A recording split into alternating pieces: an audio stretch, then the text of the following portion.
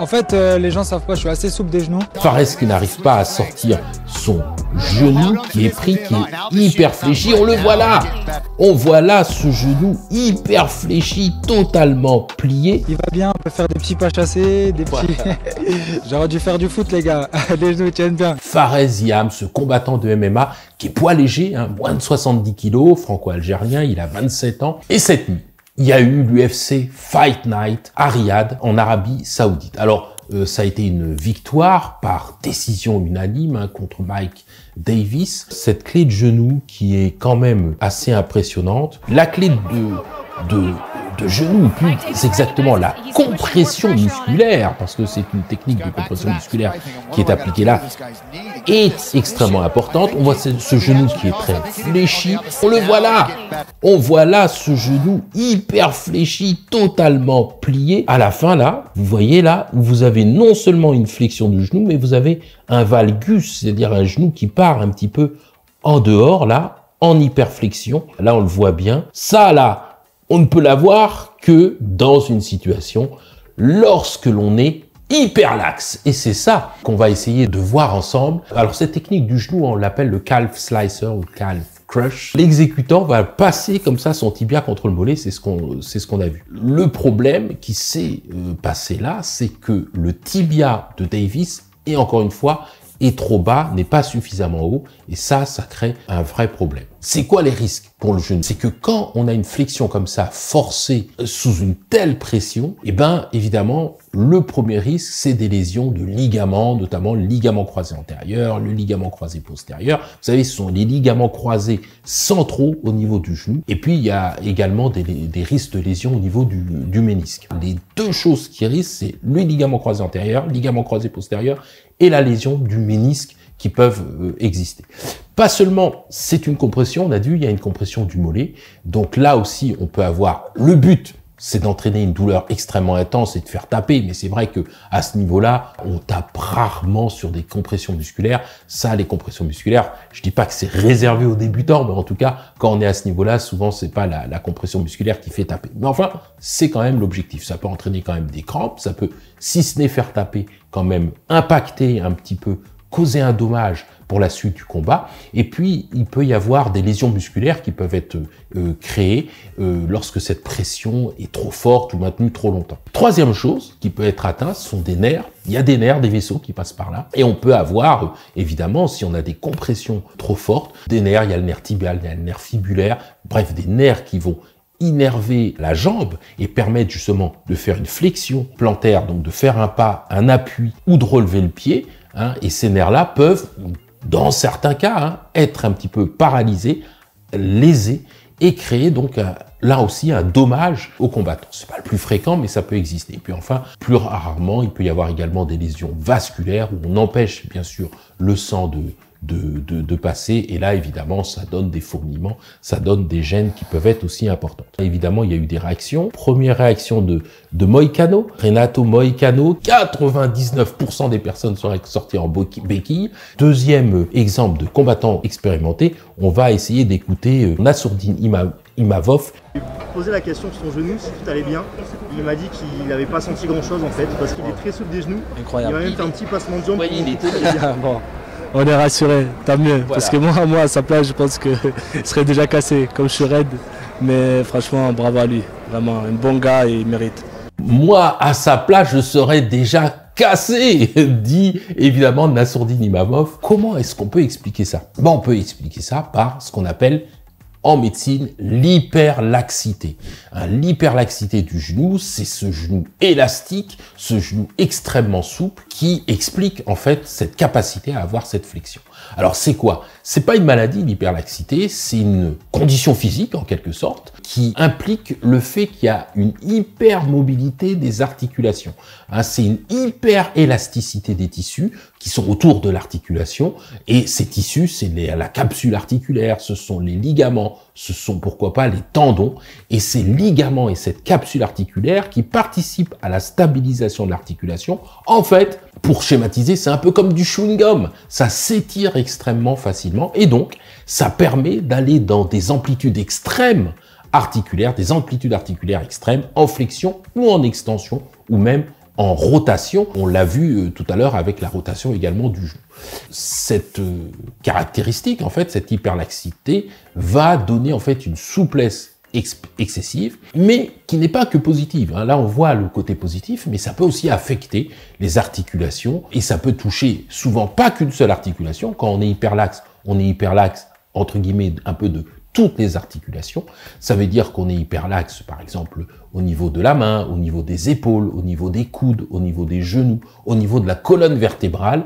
Vraiment, toutes ces articulations, les mains, les poignets, les coudes, les genoux, l'épaule, la colonne vertébrale sont relativement souples. Et il y a beaucoup de gens dans la population qui sont hyperlaxes. C'est 10 à 15% de la population, une personne sur 10 à peu près, est hyperlaxe. Alors c'est plus souvent chez les femmes, ça c'est vrai, mais chez les hommes aussi, on peut avoir cette hyperlaxité. La preuve, c'est le cas chez ce combattant. Cette hyperlaxité tend à diminuer avec l'âge. Quand on regarde le cas de Fares, on se rend compte qu'il est dans la même situation que de nombreuses personnes. Alors Fares, Ziam, c'est pas le seul à être hyperlaxe comme ça. Vous vous souvenez peut-être du cas de Mohamed Mokayev. Mohamed Mokayev, vous voyez là, qui en mars 2023, rappelez-vous, il avait eu comme ça sur une clé de genou cette fois-ci, donc là c'était pas une compression, c'était sur une clé de genou. Il avait eu une déchirure partielle, même du ligament croisé antérieur, à l'époque c'était ça. On va écouter maintenant justement Fares. Comment lui a vécu finalement cette situation-là. Je suis resté sur ma stratégie de lutter. Je pensais qu'il était meilleur que ça en lutte. Au sol, il est bon, il est solide, mais j'ai prouvé que je sais tout faire. J'ai rien senti. En fait, les gens savent pas, je suis assez souple des genoux. Alhamdoulilah, comme on dit. Je suis assez souple des genoux. J'ai juste un peu mal sur la cuisse parce qu'il a essayé un écrasement et ça a écrasé le muscle. Mais sinon, le genou... Voilà, donc ça, c'est l'analyse qu'on a vue. Il a essayé un écrasement. En fait, c'est une technique de compression musculaire avec la jambe qui était un petit peu basse. Résultat, premièrement, hyperflexion du genou. Deuxièmement, écrasement de l'ischio-jambier au niveau de la cuisse. Il va bien, on peut faire des petits pas chassés, des petits... Donc ouais, ça va bien. Il va falloir être prêt pour le top 15, qu'il va falloir bien se préparer. Donc, il peut faire des petits pas chassés, c'est-à-dire qu'il finalement, il n'y a pas eu de contrainte, en tout cas, il n'y a pas eu de déchirure ligamentaire, visiblement, sur son genou, grâce, là, en l'occurrence, à son hyperlaxité. On sait qu'il y a une coupure qui peut arriver, une blessure. Là, je me suis pété la main, j'aurais pu prendre un KO. En plus, je me suis bien fait contrer au deuxième round aussi. Mais ça va. Je fais confiance à mon manager Ali Abdelaziz. Et puis voilà, on verra ce que l'UFC me propose et on acceptera, c'est tout. Je suis prêt pour un top 15 comme un gars. S'ils veulent encore une confirmation avant le top 15, let's go, mais j'aimerais un top 15. J'aurais dû faire du foot, les gars. Les genoux tiennent bien. Non, ça va. Il dit, voilà, j'aurais dû faire du foot, les gars. Les genoux tiennent bien. Ça, c'est évidemment à discuter et c'est justement ce qu'on va voir, ce qu'on va essayer de voir ensemble. D'abord, dire que le genou élastique, c'est pas obligatoirement une bonne chose pour le genou. En dehors de cette situation, évidemment, qui a été bénéfique là. Pourquoi? Parce que ça peut favoriser une instabilité. Et notamment au foot. Voilà, donc on pense que effectivement un genou laxe, c'est bon pour le foot. Non, pas du tout, ça crée de l'instabilité. Or, dans les changements de direction, les appuis, comme au foot, on a besoin de stabilité. Alors, c'est quoi les risques et les conséquences qui sont associés à cette situation d'hyperlaxité? Premièrement, c'est l'instabilité articulaire.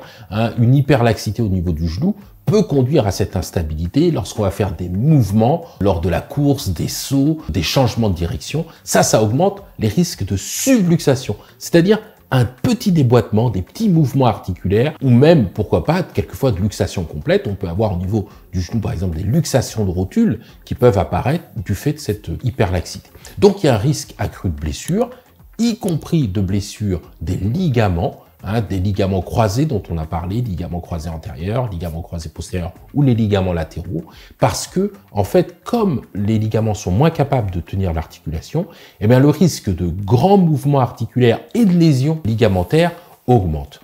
Et donc, on sait que ligaments croisés antérieurs, ligaments croisés postérieurs, les ligaments latéraux ont un risque d'atteinte plus élevé. Deuxième chose qui peut apparaître, ce sont les douleurs articulaires. L'instabilité chronique, en fait, va faire qu'il va exister comme deux assiettes de porcelaine, en quelque sorte, qui se choquent. Ça, c'est le cartilage articulaire, donc un jeu articulaire qui existe. Et ça peut entraîner des douleurs récurrentes, des douleurs qui reviennent au niveau du genou, particulièrement après des activités physiques intenses ou en fin de journée. Et puis, on l'a dit, c'est un mouvement articulaire qui existe entre deux, dans une articulation entre deux surfaces articulaires. Ça peut être une usure prématurée du cartilage qui peut être favorisée par cette hyperlaxité. Et puis une des dernières choses que ça peut entraîner, ça augmente ces pressions sur le cartilage du fait du jeu et du fait des contraintes d'une usure qui peut arriver. Autre élément, c'est la fatigue musculaire. Parce que comme il y a ce jeu articulaire, cette instabilité, les muscles autour du genou sont plus sollicités parce que c'est ce qu'on appelle la stabilité active, c'est-à-dire qu'une articulation tient parce qu'on a des structures passives, capsule articulaire, ligaments, congruence, c'est-à-dire la forme de l'articulation qui permettent la stabilité. Et puis, il y a une stabilité active, ce sont les tendons, les muscles qui visent à tenir l'articulation. Et quand cette stabilité passive, c'est-à-dire ces ligaments, cette capsule articulaire est relativement lâche et ne tient pas l'articulation, eh bien les muscles sont obligés de plus travailler. Et ça peut favoriser une fatigue musculaire, des tensions qui sont augmentées. Autre contexte, évidemment, qui nous intéresse et dans lequel l'hyperlaxité pose un problème, c'est dans le MMA. L'hyperlaxité des articulations, comme les genoux, pose à la fois des avantages et des inconvénients selon les situations. Donc là, on a du pour, du contre finalement dans le cadre du MMA. Les avantages d'abord de l'hyperlaxité, c'est que ça favorise une flexibilité accrue, une flexion qui augmente. Et ça permet de faire des mouvements avec une grande amplitude. On l'a vu dans le cas de Fares, ça permet d'avoir une hyper grande flexion et donc de ne pas taper. Deuxième chose, c'est que ça permet d'aller faire des coups de pied, par exemple, extrêmement hauts. Si on est hyperlaxe du genou, souvent on est laxe également de la hanche, du rachis, et donc on peut aller rapidement aller frapper, faire un high kick, frapper à la tête plus facilement parce qu'on n'est pas retenu par une raideur articulaire. Et puis, ça permet quelquefois aussi de se sortir plus facilement de situations parce qu'on est plus comme une anguille en quelque sorte et on va sortir de situations un petit peu plus complexes. Dernière chose, ça donne une résistance aux soumissions. C'est exactement ce qui est arrivé à Fares. Il résiste plus aux soumissions parce que la contrainte articulaire est moins ressentie que quand on est évidemment moins laxe, moins souple. Les risques et les désavantages, c'est, on l'a dit tout à l'heure, ça donne une petite instabilité articulaire. Et donc, ça va favoriser les risques de blessures, des entorses, des lésions ligamentaires, dans les mouvements rapides, imprévisibles, parce que cette instabilité, c'est pas obligatoirement une bonne chose.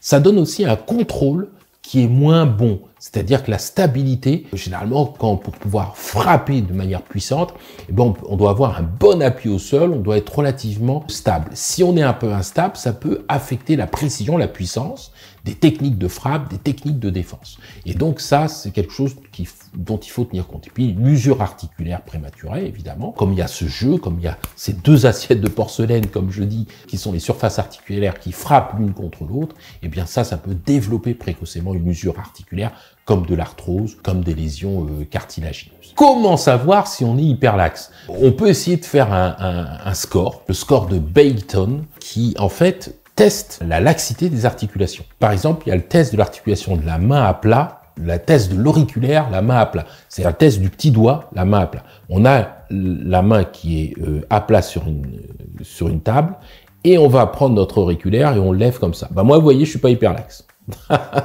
Parce que la personne qui est hyperlaxe, va au-delà de 90 degrés, c'est-à-dire doit dépasser cet angle-là. Or moi, vous avez vu, je le dépasse pas. Si je fais ça, ça y est, là moi ça va craquer. Voilà, il faudrait que je vois ici, mais vous avez vu, je triche un peu. Donc, premièrement, ça c'est l'hyperlaxité. Et puis certaines personnes, quand ils vont faire ça, ils vont aller carrément de l'autre côté, c'est-à-dire qu'ils ne se contentent pas de faire ça, ils vont carrément de ce côté-là, et ça, clairement, on a une hyperlaxité. Là, on compte un point, et si c'est pareil pour les deux mains, ça fait 2 points, évidemment. Donc ça, c'est la première chose qui existe. Généralement, effectivement, on va à 45 degrés chez les hommes, c'est à peu près ce que j'obtiens, moi, à 45 degrés, et on va à 60-70 degrés chez les femmes. Ensuite, on peut prendre le pouce, et on recule le pouce vers l'avant-bras, comme ça. Alors là, moi, vous voyez que je suis pas souple non plus. Parce que certaines personnes, quand ils repoussent le pouce contre l'avant-bras, le pouce touche Voilà, je fais prestidigitateur. Le pouce touche évidemment l'avant-bras. Eh ben là, non, c'est pas possible. Enfin, prestidigitateur, ça serait comme ça. Voilà, le pouce touche l'avant-bras. Et ben là, vous voyez que moi, j'en suis très très loin. Hein. Donc je suis pas du tout souple. Je suis raide comme un bâton. Hein. Vraiment. Donc l'idée, c'est de voir ça. Ça, c'est le deuxième test. Pareil, on fait un côté et l'autre. Et si on fait les deux, et si les deux, à droite et à gauche, on arrive à faire ce mouvement, là aussi, on a 2 points. Troisième test, c'est l'extension au niveau des coudes. L'extension au niveau des coudes, c'est qu'on est là et on voit si le coude qui est là va au-delà de 180 degrés. Là c'est 0 et 180 degrés, c'est là. Et est-ce que on a une extension? Même chose. Moi, clairement, je suis pas hyper lax. Même chose, c'est si l'avant-bras descendait, évidemment, comme ça, avec un coude qui serait avec un bras qui serait tout droit et un avant-bras qui descendait. Bon, ça, c'est une hyperlaxité. On regarde un coude, l'autre coude, 2 points, 1 point ou 2 points si on fait les deux. On fait la même chose pour les genoux. Bah, ça veut dire que on garde le genou en extension. Est-ce qu'on est capable de relever le talon, par exemple, d'une table lorsqu'on est allongé sur le dos, ou que quelqu'un puisse relever le talon d'une table quand on est allongé sur le dos? Ça, c'est également une chose qu'on peut observer, au-delà de 180 degrés. Et puis, la flexibilité du tronc. Hein, on essaye de voir si on peut poser les mains au sol à plat sans plier les jambes quand je penche en avant. Si on arrive, vous voyez, et là, on voit bien que le monsieur, s'il veut mettre les mains au sol, il met les mains au sol sans aucun problème. Ça aussi, c'est une hyperlaxité. Il a les genoux tendus, il a une flexion, les genoux sont bien tendus, il a une flexion complète du tronc. S'il veut mettre les mains à plat au sol, il les met là, pareil, il a un point. Il pose les mains à plat au sol sans plier les jambes. Lorsqu'on se penche en avant, c'est exactement ça. Il a un point au test de Bright. Donc là, ce qu'on fait, c'est qu'on va compter le nombre de points. Si on en a 0 à 4, on n'est pas hyperlaxe. Si on a plus que 4, donc 5, 6, etc., et bien là, on considère qu'on est hyperlaxe. Je voulais vous montrer aussi quelques images de ligaments du genou. Voilà un genou avec ses ligaments, les ligaments latéraux, le ligament croisé, voilà un des ligaments croisés, les ligaments latéraux internes, enfin voilà les ménisques qu'on voit en arrière. Voilà l'aspect ligamentaire d'un genou. Et quand on est hyperlaxe, évidemment, eh bien, on tire sur toutes ces structures ligamentaires.